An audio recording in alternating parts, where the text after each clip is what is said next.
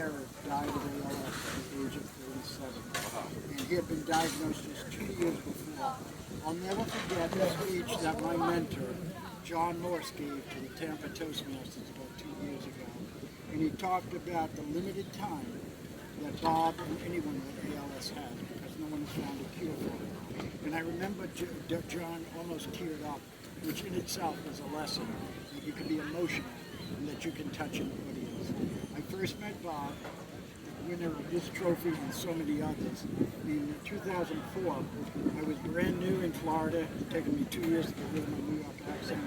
And I was sent to a TLI because everybody goes to a TLI, and I had become an officer of the West Pasco Toastmasters. By chance, I walked into an evaluation workshop by Bob.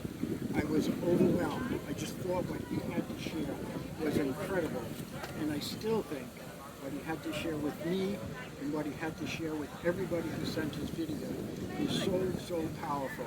I just thought we shouldn't have let him die on April 1st without in some way remembering him, besides the wonderful work that Jeff and others did in having the evaluation contest named after Bob.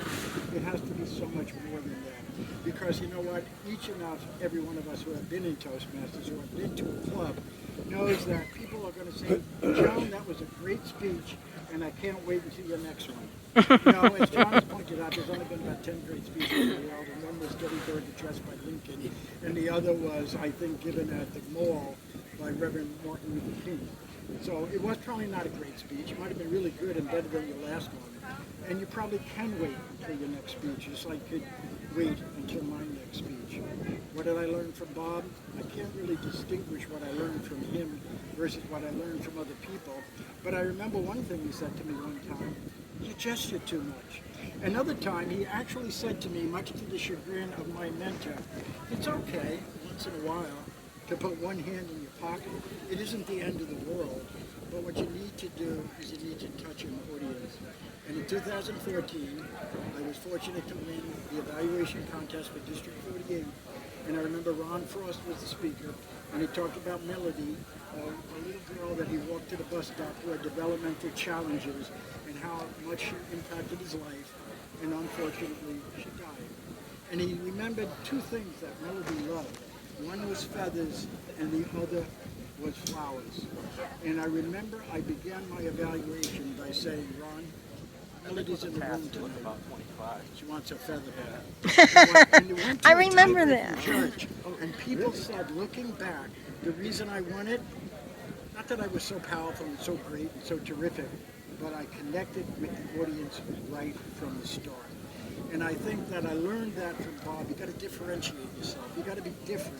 You got to be not afraid to color outside of the lines. And when he was diagnosed with ALS, Lou Gehrig's disease, he wanted to still stay connected to Toastmasters. I exchanged text messages, even a few phone calls. He was very flummoxed by the fact that nobody was stepping up. I was able to encourage the Carolwood Toastmasters and others to send your video to Bob, because he's not afraid to color outside of the lines, to reach outside of the box. And you know, whatever it might be that he has to you, think about something, maybe differentiate yourself. If you're an evaluator, tell people something that person did, maybe that no one else commented on. Or even save your very, very powerful message to the last thing that you say to share with people. And of course, stage time. You always want to use the amount of time that you have. Not like I do. You don't want to go beyond the red light. It helps not to. But so I just thought getting together today would be one way of remembering Bob. Another way is maybe how do we carry on his message? Is there a way that maybe 3 or 4 of us can be a team that tries to emulate what Bob did and giving feedback to others? Whether it's maybe naming somebody in the district the best evaluator in your club. Doesn't necessarily have to win the evaluation contest, but somebody who's really grown. Maybe you recommend, I think Sally should be the best evaluator. I don't know how the district would pick best evaluator, but it might be some way to keep his name alive, and more importantly, keep what he believed in. What he believed in was evaluating. It makes a difference. It allows you to grow and increase. So I just thought maybe we could, before we end, we could just go around the table. How did you first meet Bob? Or one lesson that you learned about public speaking that you carry in your heart today.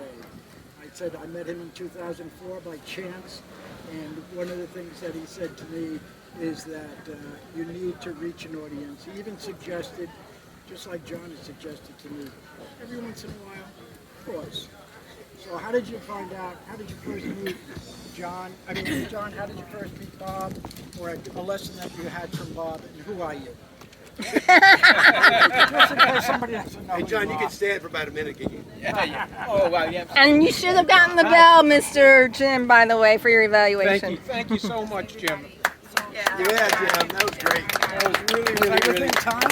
That was Yes, you were being timed. And thank goodness we don't have a timer. Oh, well, I can start it. What if, I mean, I think I met Bob at around 2010 maybe, when he was just beginning to do evaluations as the Sandwich Man. Everybody knew him as the Sandwich Man.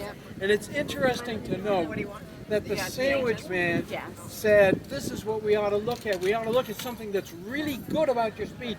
Begin that evaluation with something that is really, really good about what you did today.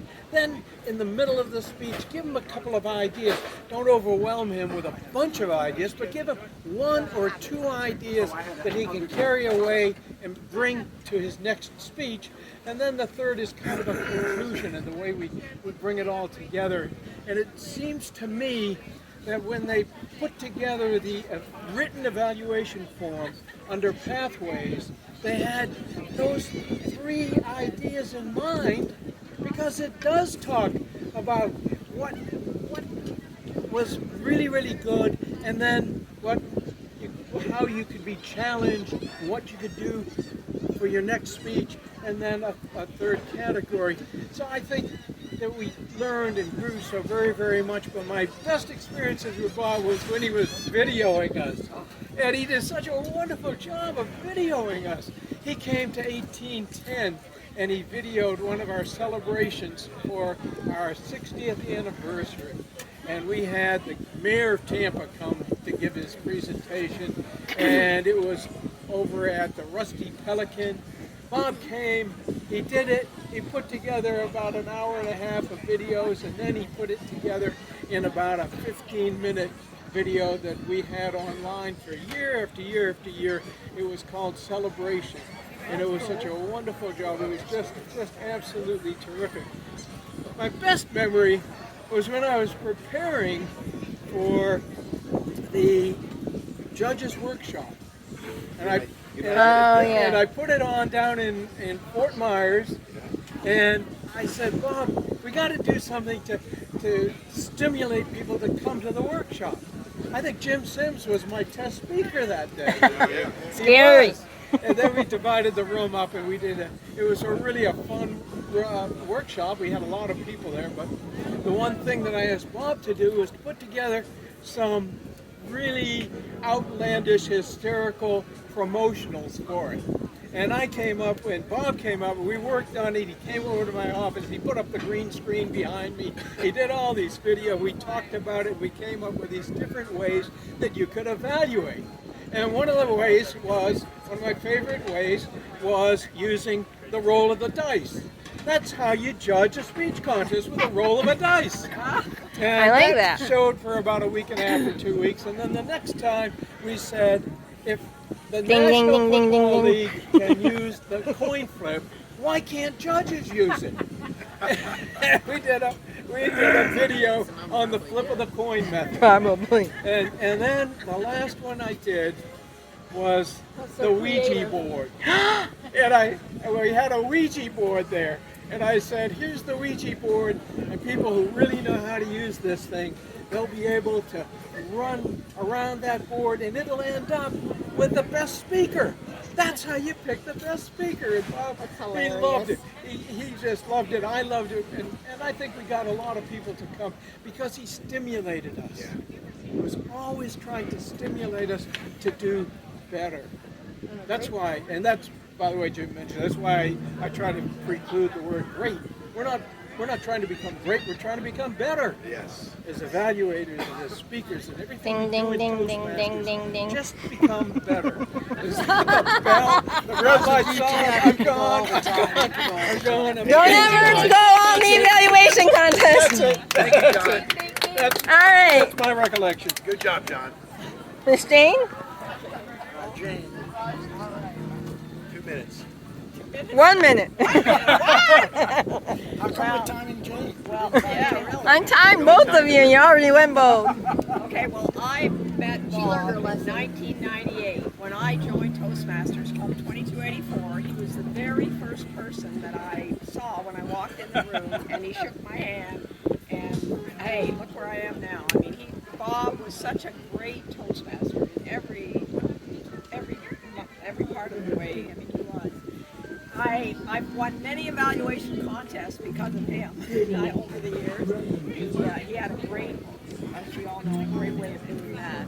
But Jeff and I had the honor of actually getting together with him, not last Christmas, but the Christmas before. Yeah. He was pretty far into his disease, but he was still able to have a very select few visit him. And I mean, he was just, it was just so great to spend time with him. And we know his wife really well. We actually spent some time with her